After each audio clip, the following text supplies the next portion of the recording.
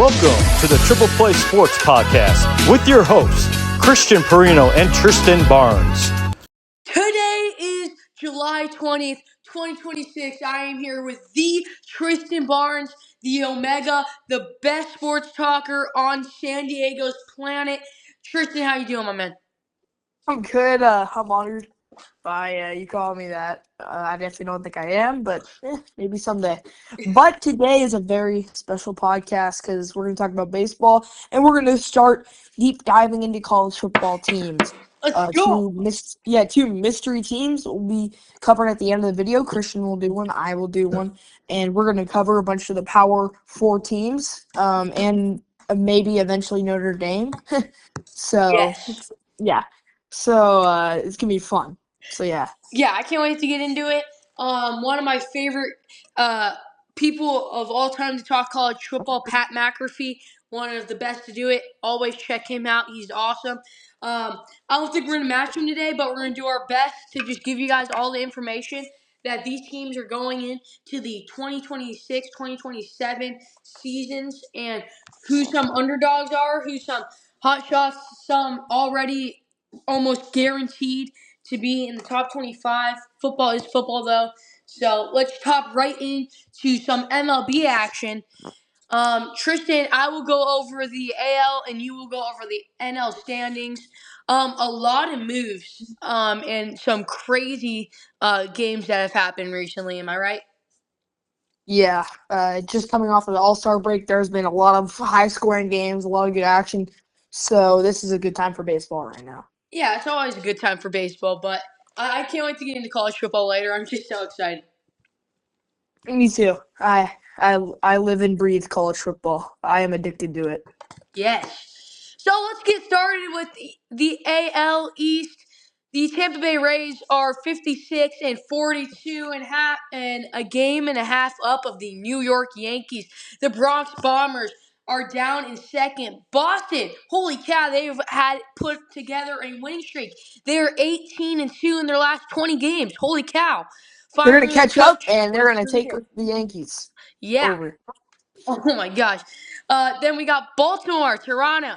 In the AL Central, the Chicago White Sox are amazingly doing really well right now. A team that had the worst baseball record almost a couple years ago. They are 52 and 46, one game up of the Cleveland Guardians. The Minnesota Twins are 4 games back. Then you got the Detroit Tigers, who are 6.5 games back, and the Kansas City Royals, who have the one of the worst baseball records in the MLB. They are 40 and 60. We are going to move to the AL West. The Rangers are half a game up of the Seattle Mariners. Then you have the Houston Astros, who are 47 and 54. 42 and 57 are the A's, and the Angels are slumping down at 39 and 61. And that is the standings for the AL as of today. Yeah. A lot of changes have been going, like you said, with Boston and Chicago, doing well. So now in the National League, the NL for short, Atlanta still leads in their division, but Philadelphia is only 2 games away. Philly is 55 and 45, and Atlanta is 57 and 41. Miami in third at 52 and 48. Washington, a little bit of a slump at 50 and 50, and in last place, not surprising, the Mets at 42 and 58. Yes. Now in the Central, still leading by a lot, it's the Milwaukee Brewers at 62 and 37. Now in second is the Cubs, 56 and 43. Third is the Cardinals, 51 and 47. Mm-hmm. Fourth is Pittsburgh at 52 and 48. And last but least, Cincinnati, 45 and 53. Now in the West, the best team in the league, still, unfortunately, is the Dodgers, 63 and 37. Arizona leads in second place at 51 and 48. Third, sadly, is my San Diego Padres, 49 and 50. We suck. Fourth is the Giants at 42 and 57. And last, pretty expected as the Rockies at 40 and 61. Yeah, and that is the standings as of July 20th. Right now, the standings are all over the place. Got a lot more games later in the season, and it's really going to be super fun to watch and see how these teams and players pan out to be. Yeah, Tristan, totally. we are going to move to fantasy baseball. Fantasy baseball, let's go over the standings. In first is me with a 14-1 record. Then we have Tristan, who is second with a 12-3 record. Tied for second is Jackson Green, who's 12-3. Then you have Miles Kong, who is 10-5, and in fourth. And in our league, only 4 teams make it to the playoffs, and these 2 teams are the only teams not eliminated that are not in the playoffs right as of this moment. Graham Hill, who is currently at the moment 8-7, and then we have Spencer Rowland, who is 7-8. Graham has a 3% chance to make it to the playoffs, and Spencer has a 2.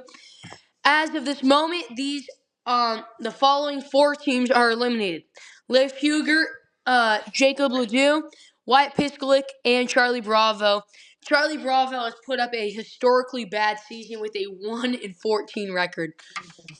And that is Just a lot of, kids, people who aren't really even as serious as you and I am. It's kind of a shame, but hey, at least nothing's guaranteed, but at least we're somewhat guaranteed playoff spots. yeah.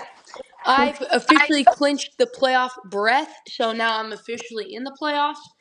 And as of this moment, Tristan, why don't you go over last week's recap of the matches that happened? Certainly. Just pulling it up. Good to know. Yeah. Okay. Mhm. This week's recap was a little delayed because of the All-Star game. Yeah. A lot of high scoring games occurred. Let's start. I beat Spencer Rowland 778 to 612. Really close game between Leif Hugert and Miles Kong. Leif Hugert got an upset dub, 760 to 736.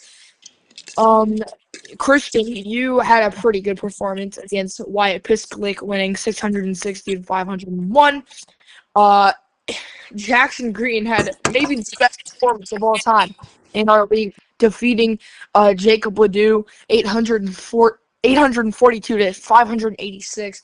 And Graham Hill defeated Charlie Bravo 712 to 382. Mm-hmm. And those are our 10 teams in our league.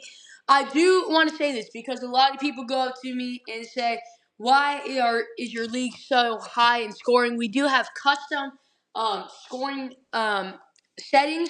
So maybe later on we will share those settings. We like higher scores. We like more. So that is why. Tristan, Yeah. Tristan, where it comes to my mind that the college football is coming up real soon. So that's Yes, why. it is. Mm-hmm. Yeah, it is. Maybe at the end of August, week 0 will start. There's some amazing games in that slate. We'll get to that later. But for now, the 2 mystery teams that me and Christian are covering, drum roll please. It's Wisconsin and Penn State, both in the Big Ten. Christian will cover the Badgers, and I will cover the Nittany Lions. So, Christian, why don't you take it away and debut Wisconsin? Yes, the Wisconsin Badgers 2026 preview. I would structure this like a TV pregame show. This is start like something cold and just everything around this team is crazy. And what I really got to say right now, can Wisconsin get back to being Wisconsin? This um this program is with Luke Fickle. He's been the head coach, the offensive defensive coordinators. Just didn't work last season. We just see how this team has played last season. They really struggled. They really did. I just felt like they had so much more in the tank. I feel like it it just had more than what it should have been because this team has really been good. You know? Yeah, from my personal experience, Wisconsin over the last couple of years they've been one of the worst teams. I mean, they haven't been. I mean, they've had several years going like 5-7. Not like 1-11 UMass kind of stuff. But Mm-hmm. I'm surprised that Luke Fickell hasn't been fired. Yeah. He's on one of the hottest hot seats in college football. So if he doesn't step it up this season and the Badgers don't win more than 5 games, I'm gonna say, I think he's out of there. Yeah, Wisconsin had a 2-7 record last year and they had a 4-8 overall. They went 4-8. Sorry, 4-8 overall and a 2-7 conference play, and they are in the Big Ten. They were rocking with the big dogs. They have Indiana, Ohio State, they have Oregon, USC, Michigan, and Iowa all the way up in their conference. And this year, their schedule doesn't get much easier. Let me walk you guys through the Wisconsin schedule. Starting it off at week 1, they have Wisconsin, Notre Dame. Then they play Western Illinois, who is an FCS school. Then they play Eastern Michigan. And then they play Penn State, that you're going to go over soon. Then they play Michigan State, UCLA, USC, Iowa, Rutgers, Maryland, Purdue, and Minnesota. So there are some easy games on the schedule, but Notre Dame, Penn State, UCLA could be a sleeper this year. USC is going to be really good, like always. I just don't know how much success Wisconsin's really going to have this year. Yeah, they're definitely one of the more mystery teams in college football. It's definitely in the Big Ten. I think they're definitely going to be out of the bowl game, out of the playoffs, but we'll see. So yeah. So for their offense, they have quarterback Colton Joseph this year. Then they have the 2 running backs, Darion Drooper and Abba Sama III, who was a pickup in the transfer portal. This kid has electric speed and is really fast and can bulldoze anyone. Then in the wide receiver group, Shamar Rigby and Tyree Henry. At tight end, they have Jacob Harris, and offensive line is stable, but they do have some concerns with injuries. That is, what do you think it feels like having an offensive line have injuries, especially having Colton Joseph, who transferred to Wisconsin and knows about this injury prompt on the offensive line? yeah, it's not good. If you can't have a football team without an offensive line, college football teams that have 80, 90, 100 kids, I mean, they could definitely sub people in. It's not going to be, the same as their number one guys. So they need to get healthy before the season if they're going to, fight in the Big Ten, like who is, renowned for edge rushers and defensive talent. So Yeah. To go over their defense, they have Mason Posa, Cooper Cadillac, and Matthew Jug. But one of my favorite guys, his name's awesome. He plays hard. Sebastian Cheeks covers the field all over. He's a recruit and he's a transfer, and they have a lot of recruits that they got in this defense. They really need more like MVPs that can step up on this team. They don't have that, and it's getting really hard for this team to get back into a bowl game. certainly. I'm going to go over my prediction for this team, what their record's going to be, and all of this. Is this okay, Tristan? Yeah, good. Okay. In week 1, Wisconsin plays Notre Dame, and they are going to get crushed. I feel like Notre Dame is going to put belt to Wisconsin. It's not going to be really fun to watch. It's going to be a blowout, in my opinion. Wisconsin's going to go 0-1. They should easily beat this FCS school, Western Illinois. So I believe they're going to go 1-1. Eastern Michigan, Wisconsin. Even though Eastern Michigan's supposed to have an up year, and they're going to supposedly do better than last year, I still think Wisconsin at home is going to get the dub. They're going to go 2-1. Wisconsin versus Penn State. I feel like Penn State just has a better roster in general, which you're going to go over next. 2-2. Then you have Michigan State versus Wisconsin. Wisconsin's at home, but I still don't think they're as good as Michigan State, no matter how good their offensive line is right now. The record currently is 2-3. Wisconsin, UCLA. UCLA is having a massive rebuild, and I feel like they're gonna have a much better year. I just feel like this is gonna be one of those games that is really close, and that is why I'm gonna put UCLA still on top, and that will put them at 2-4, I believe. Yeah, 2-4. Then you have USC versus Wisconsin. USC is gonna really demolish this team. 2-5. Wisconsin versus Iowa. Iowa's gonna beat them, who they were ranked last year. 2-6. Rutgers. A lot of people say this team is special. They're gonna be different this year. I feel like Wisconsin's got to edge this one out. 3-7. Then you have Wisconsin versus Maryland. Maryland has a really, really good quarterback. I really like him. I think Maryland's going to have a really good season this year, and I feel like we could cover them later maybe. Malik Washington, the quarterback for Wisconsin, I meant for Maryland. I think they're going to edge them out. So now they are 3-8. Wisconsin versus Purdue. Purdue had a really, really bad season last year, and I think they're not really going to improve. Even if the game's at Purdue, Wisconsin's going to edge this one out and get a win.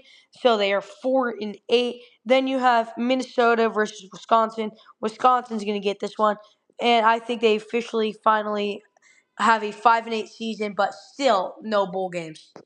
Yeah, I don't know if you mean 5-7 or 4-8 because I'm pretty sure most or all college football teams have 12 games. Oh yeah, But that I meant 4-8. My fault. yeah, that's fine. But Wisconsin's definitely going to struggle this year. Like you said, I think their head coach will definitely be fired, and they'll try to look ahead for next year. Yeah. Tristan, that is all I'm going to do for Wisconsin. That gives us our honest report on them. Tristan, why don't you go over this Penn State lineup this year? Penn State has a lot of questions this year. Are they going to be back to where they usually are? Is the new transfer class coming in going to perform well? We'll see. Last year, Penn State was terrible midseason. They lost their quarterback Drew Auer midseason to injury. Their head coach James Franklin got fired. He went to Virginia Tech. Brought a lot of people with him. However, after losing their head coach and their quarterback, they went 7-6, won the Pinstripe Bowl against Clemson, 22-10. Yeah, after the bowl game win, they hired Iowa State head coach Matt Campbell. He is bringing over 24 new players, and overall Penn State got 50 new additions via the transfer portal and recruiting. Some star players from Iowa State that'll be prominent on Penn State. Quarterback Rocco Becht. He has been a stud. He's thrown last year. He threw for 2,584 yards, 16 touchdowns, and 9 interceptions. Running back Carson Hansen. He had almost 1,000 yards with 952 and 6 touchdowns. And he had an injury-plagued season last year, but the year before he was awesome. Linebacker Tony Rojas. He was originally on this Penn State roster. He had, in only 4 games last year, he had 25 tackles, 13 solo tackles, 12 assisted tackles, and 2 sacks. Penn State's schedule, I will go over that now. They play in the Big Ten Conference. Week 1, they play Marshall, easy W, and they have to go on the road at Temple, which is a little surprising, but I still think that's an easy W. Having to go versus Buffalo, that's an easy W.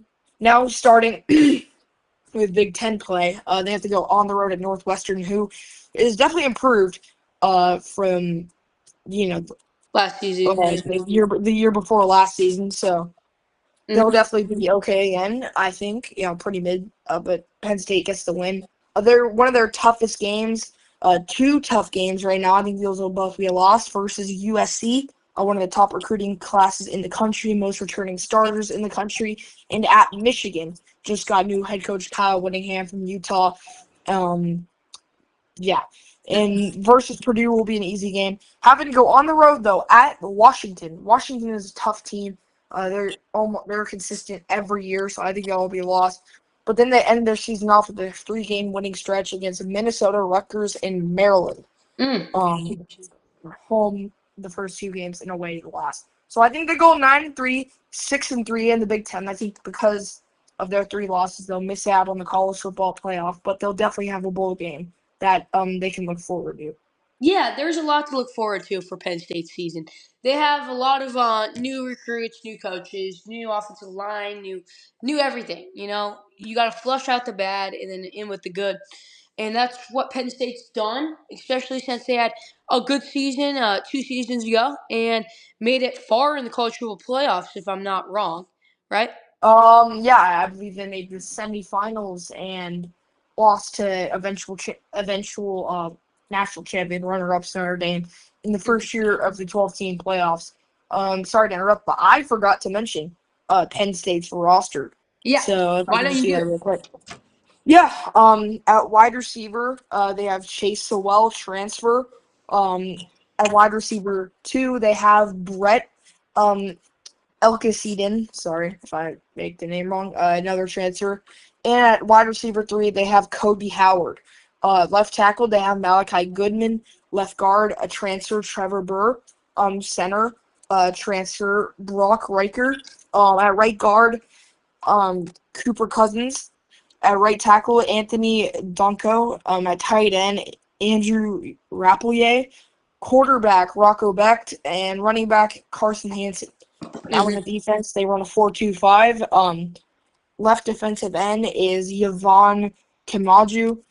Left defensive tackle is Nadome Armstrong. At right defensive tackle, it's Cano Williams. Right defensive end, Max Granville. Will linebacker is Tony Rojas. Mike linebacker is Cooper Ebel. Left cornerback is Darius Dixon. Strong safety is transfer Marcus Neal Jr. Free safety is Jeremiah Cooper, transfer.